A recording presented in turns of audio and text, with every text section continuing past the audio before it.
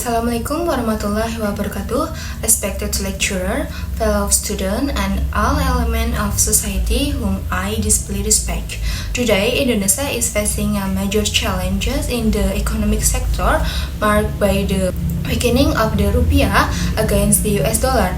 As of April 9, 2025, the rupiah's exchange rate in global trade has reached 16,000 per US dollar. According to several economists, this figure could even climb to 70,000 if no serious intervention is taken. These are not just numbers on an economic chart, they reflect the fragile foundation of our economy in the face of global turmoil.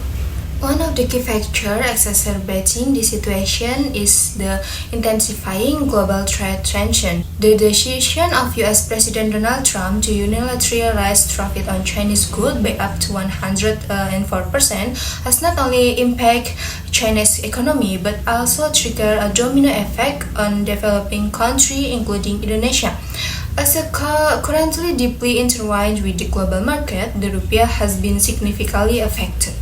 The Indonesian government has responded with various strategic policies such as granting trade concessions and reducing import tariffs on US goods to ease potential trade conflict. However, the fundamental question remains, do this policy genuinely serve the long-term interests of our nation, or do they in fact open the door to even deeper dependence on foreign economies? As a student, I believe that national economic stability cannot rely solely on reactive measures. We need a more progressive, comprehensive, and long-term approach. I propose three main strategies that could serve as a pathway forward: strengthening domestic industry, expanding non-oil and gas export, and building a solid financial independence. First, strengthening domestic industry is key to reducing our dependency on import.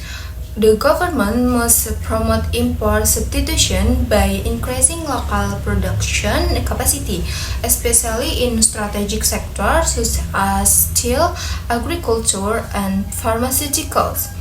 Moreover, micro, small, and medium enterprises must be empowered to grow through tax incentives, easier access to capital, digital training, and subtle raw material supplies. Equally important, we must promote downstreaming of natural resources, processing raw material into high-value products before exporting them, such as turning nickel into batteries instead of merely exporting the ore. Second, we must expand non-oil and gas export to create new revenue streams for the country. Export product diversification is essential, from creative product, technology, organic agriculture to processed food and manufacturing. The government also needs to open up new markets beyond traditional partners such as Africa, the Middle East, and Latin America. On the other hand, many Indonesian MSMEs have tremendous export potential but are constrained by the international standard or logical barrier. This is where the role of government and universities become crucial, facilitating training, certification, and access to global markets so our MSMEs can truly go international. Third, and no less important, is building national financial independence. We must strengthen inclusive and alternative financial systems such as cooperative, micro-wax bank, and Sharia-based fintech, which can reach segments of society underserved by conventional banks. Additionally, financial literacy among the public must be improved, from the importance of saving and smart investing to managing debt wisely. The government should also develop domestic-based investment instruments such as retail government bonds or crowdfunding schemes for regional projects, so that development is not completely dependent on foreign debt. We, the younger generation, must not remain silent. When the rupiah weakens, our spirit must grow stronger.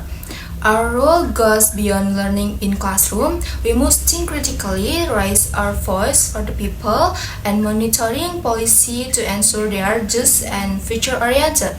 In closing, let us turn this moment of crisis into call to unite, to reform, and to build a stronger, more self-reliant Indonesia.